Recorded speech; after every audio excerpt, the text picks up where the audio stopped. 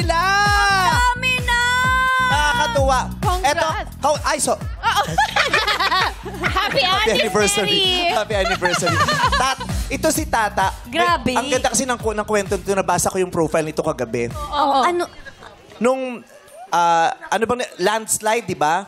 Ano bang nangyari sa bahay? Binaha ba? Kanila mo ng baha o sa landslide? Binaha po, binaha. Binaha.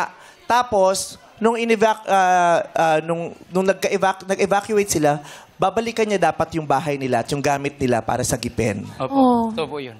Pero, nakita niya yung ibang kapitbahay niya na may matanda.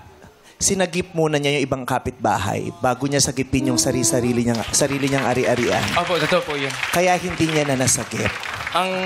Ang nangyari po kasi noon, papunta po ako ng bahay po namin.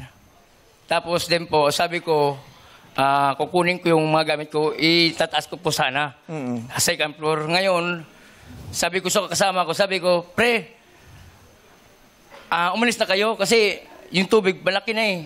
Sabi ko... Aabutin na. Oh, sabi niya sa akin, pre, yung gamit mo, sabi ko, gamit lang yan, nakukuha lang natin yan. Kundi, sabi ko sa kanya, yung gamit lang po yan, makukuha lang yan. Pero yung buhay ng isang tao, hindi mo na maibabalik yan. Kaya ang ginawa ko po, yung naka-wheelchair ba yung kapitbahay niyo? Opo, naka-wheelchair po. Si Rosa Beraldi. Yun po yung pangalan ng matanda. Sinagip niya muna yung matandang naka-wheelchair. Opo. Inilikas niya muna yon bago yung mga gamit nila at ari-arian. Kaya nung nailikas niya, pagbalik niya, wala na yung gamit niya. Wala na po kung naabutan. Tapos po yung hanggang dito sa dibdib na po yung tubig, nakita ko po yung aso. Nandun po sa nakalublob po yung ulo niya kasi yung kadena po niya hanggang po sa baba. Sinagip mo din yung Ngayon, kinuha ko po yung asong yun. Don't forget your pets, guys. Yun po ang ginawa ko. Diba? Nakakahanga. Marami pa rin talaga tayong mabubuting kaluluwa ng mga kapamilya, ng mga kalahi. Marami pa rin mabubuting kaluluwa ng mga Pilipino na sa kalagitnaan ng mga ganyang sitwasyon, kakalimutan panandalian ng sarili para makatulong at makapagsagip ng buhay ng kapwa. Yeah. Sana lahat ganyan.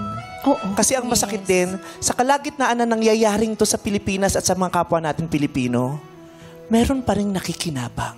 Yeah. Habang may namamatay sa baha, habang may nagkaka-leptospirosis, habang may mga natatabunan sa mga landslide, may kumikita at yumayaman. Sana wag niyong kalimutan yung pangalan ng mga politikong may kinalaman sa mga pangyayaring ito. Yes. Yes. Bilang pagbibigay ng hustisya natin sa ating mga kababayan na talaga namang ninakawan ng hustisya sa buhay. Yes. Mabuhay ka, napagkaitan ka man ng hustisya sa Pilipinas pero hindi ka pagkakaitan ng hustisya ng Diyos. Nakita ng Panginoon kung anong ginawa mo at siguradong ipagpapalain ka. God bless you. Amen. Mabuhay ka. Amen.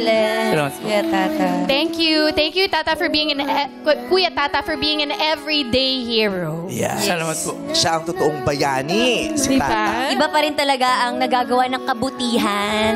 Kasi sinishare mo yun sa marami.